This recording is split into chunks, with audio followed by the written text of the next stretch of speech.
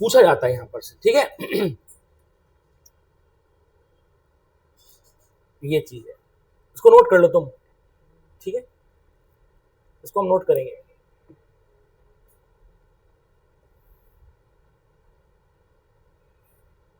देखिए सबसे पहले हर साल बैठती नहीं बैठती यूएनएफसीसी की कॉन्फ्रेंस बैठती है, इसको हम बोलेंगे कॉन्फ्रेंस ऑफ पार्टीज, मतलब कई सारी पार्टीज की कॉन्फ्रेंस बैठती है।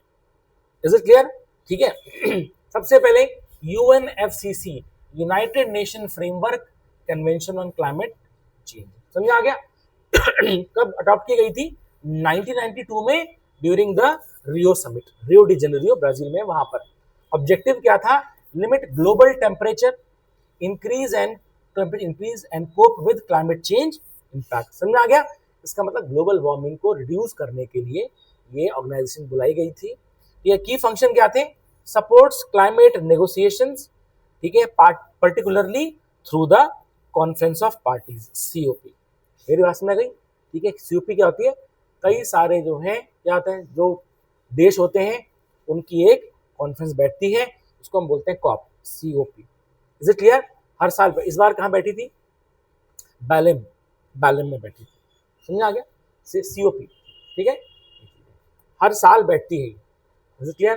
तो ध्यान देना, सवाल आता है, जैसे मान लीजिए तुम 2027 के एग्जाम में बैठोगे, तो तुमने क्या देखना है? 27 के एग्जाम में तुम देखोगे 27 में कहाँ बैठी, तो वहां से आ जाएगा कि कॉप वहां कब बैठी थी, पहली कब बैठी थी।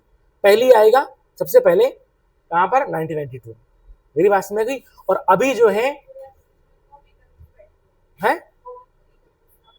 31 नंबर की बैठी है, बिल्कुल समझ आ गया? ठीक है, अब क्या बैठेगी? अब आगे 32वीं बैठेगी, समझ आ गया? अब जब तुम एग्जाम दोगे तो तुम देख लेना कौन सी कॉन्फ्रेंस है वो, पहली दूसरी तीसरी करते, अब समझ आ गया? ठीक है ना? तो अब 31 हो गई, तो अब 32 होगी आने वाले टाइम पे, तो वो पूछेगा कि कौन से नंबर की थी और कहां पर बैठी, समझ आ गया? या फिर वो उसमें पूछ सकता है कि इसका जो है कंसिक्वेंस क्या निकला, इसका नतीजा क्या निकला इस कॉन्फ्रेंस का, समझ आ गया? ठीक, सबसे पहले देखेंगे इसमें हम इंपॉर्टेंट सीओपी, ठीक है, देखेंगे कॉप 3 में Kyoto protocol. Is it clear? COP 3 में क्या था, इसको नोट कर लो, ठीक है, क्या था? क्योतो, क्योतो जापान में है, ठीक है। कॉप 3 में क्योतो में 1997 में बैठी, एंटर्ड फोर्स 2005 में ये इनफोर्स हुई। इसमें क्या गया? लीगली बाइंडिंग टारगेट डाले गए एमिशन को कम करने के लिए, legally binding emission reduction targets for industrialised country, मतलब जो औद्योगिक देश थे, सुने, जितने ज्यादा जो है इंडस्ट्रियल कंट्री होगा वो उतना ज्यादा कार्बन एमिट करेगा, तो क्या करेगा? उतना ज्यादा कार्बन एमिट करेगा। तो उनके लिए था कि आप जो है अपना एमिशन कम करो, और लीगली है, तो 1997 से उनको टाइम दिया गया 2005 तक का, कि 2005 में जो है वो हो जाएगा लीगली, तो तब से तुम क्या करो? कम करने की कोशिश करो। मेरी बात समझ गई? अच्छा, अब इंडिया जैसे देश में, क्योंकि अब हमने तब शुरू किया था अब इंडस्ट्री लगाना, तो क्या है, डेवलपिंग कंट्री को थोड़ा सा इसमें क्या है, रियायत मिल गई थी। मेरी बात तुमको समझ आ रही है? ठीक है, तो देखेंगे हम की mechanism joint implementation allows emission reduction through projects in other industrialised country. मेरी बात समझ गई? कैसे प्रोजेक्ट? जो कि एमिशन को कम करें, समझ आ गया? Clean development mechanism supports emission reduction projects in developing countries, समझ में आ गया? ठीक है, सिंपल सी बात है, तो इसमें कोई emission trading countries trade carbon credit, बताया था ना? What is carbon credit? क्या था कार्बन क्रेडिट, बताओ? What is carbon credit?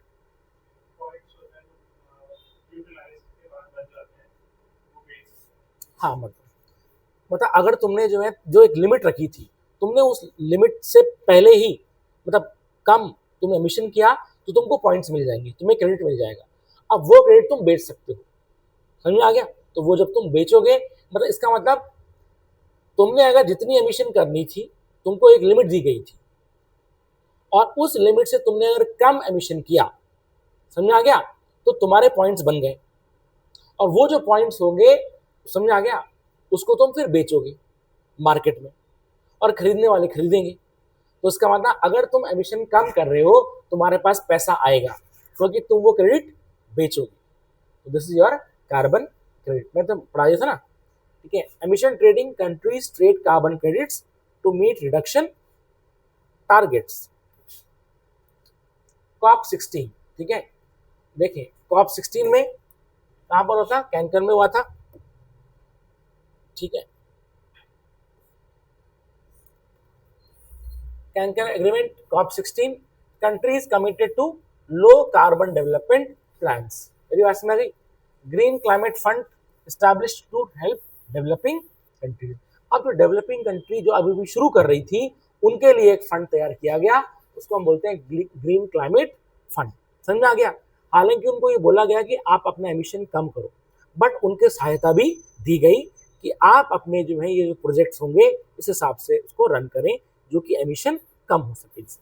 मेरी बात समझ गई। क्योंकि उन्होंने बोला कि भैया अब अगर हम इंडस्ट्री सेटअप नहीं करेंगे तो हम तो फिर कहीं के नहीं रहेंगे। अब इंडस्ट्रियलाइज कंट्री ने तो मैक्सिमम जो है एमिशन किया है, तो क्या है कि उनको अपना एमिशन कम करना होगा, और एमिशन कम करने का मतलब फायदा कम करना है उनको। और जो इंडिया जैसी कंट्री थी, डेवलपिंग कंट्री थी, उनके लिए एक फंड बनाया गया कि चलो भाई हम तुम्हें पैसा दे रहे हैं, चलो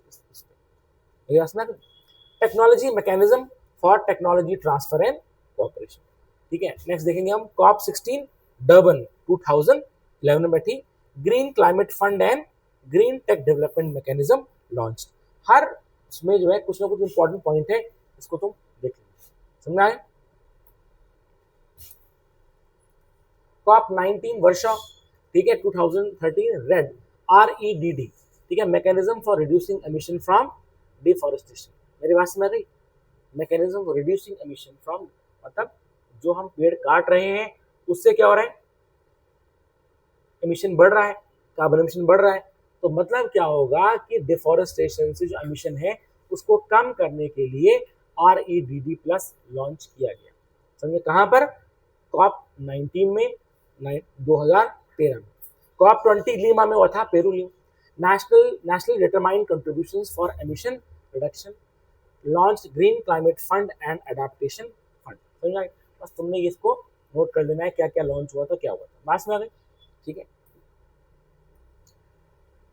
other mechanism of UNFCCC, special climate change fund established in 2001 to support adaptation, technology transfer and capacity building managed by Global Environment Facility। समझ आ गया, इसको तुमने रट लेना है बस।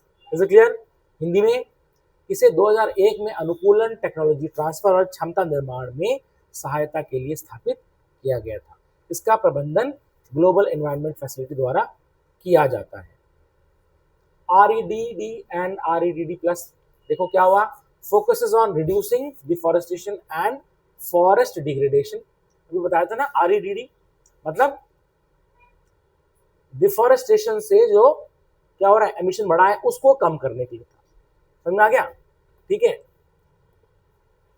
और REDD प्लस क्या है, it includes conservation, sustainable forest management and enhancement of forest carbon stock. समझ आ गया, बढ़ाने के लिए प्लस। इसमें एक पॉइंट जोड़ दिया गया, इसमें क्या, देखो इसमें क्या था कि कम करना है, reducing deforestation and forest degradation. समझ आ गया। इसमें क्या हो गया, इसमें कंजर्वेशन होगा, सस्टेनेबल फॉरेस्ट मैनेजमेंट होगा और enhancement of forest carbon stock. समझ आ गया। इसका मतलब जो है एफॉरेस्टेशन किया जाएगा, तभी क्या होगा, फॉरेस्ट में कार्बन स्टॉक बढ़ेगा, कार्बन सेक्वेस्ट्रेट होगा, कार्बन एब्जॉर्ब होगा प्लांट्स के द्वारा। तो इसमें REDD प्लस में ये किया गया था। India's effort to protect forest would capture over 1 billion tons of carbon dioxide and generate significant carbon incentive।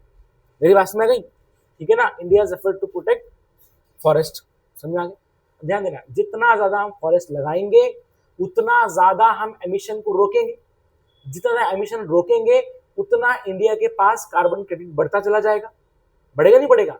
और उस क्रेडिट को हम जब बेचेंगे तो क्या होगा, हमको पैसे मिलेंगे। मेरी बात को समझ आ गई है, ठीक है। तो ये चीज थी। इज इट क्लियर, समझ आ रहा है। Global environment facility established 1991 under UNFCCC guidance, focus area biodiversity, climate change, land degradation, international waters and ozone layer depletion। इसका ये मेन मुद्दा था, है ना, ये हमने पढ़ी ली है। Provides funding for multilateral environment agreements. समझ में आ गया?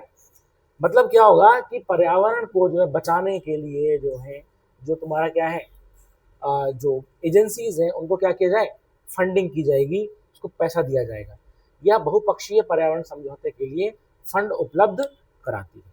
Is it clear? ठीक है। Inter government panel on climate change IPCC established in 1988 to assess scientific and socio-economic information on climate change। समझ में आ गया? ठीक है, सिंपल सी बात है। असेसमेंट रिपोर्ट की scientific insight produce regularly providing guidance on the policy action. National green house gas incentive program provides method for the to contribute to estimate green house gas emissions and removal. अंदर ये वही चीज बार बार repeat हो रही है, बस तुम्हें ये ध्यान रखना है। AIIMS for consistent reporting of emissions and removal across Nations. Economics of ecosystem and biodiversity launched in 2007 to highlight the economic value of biodiversity. TEEB India initiates to address the economic consequences of biodiversity loss। समझ में आ गया? तो India ने क्या किया कि biodiversity loss के होने से हमारा जो है हमारे जीवन में क्या इकोनॉमिक इम्पैक्ट पड़ेगा, आर्थिक प्रभाव पड़ेगा, ये चीज है। समझा? ऐसा कुछ है नहीं। Is it clear? समझ आ गया? ठीक है, ये चीज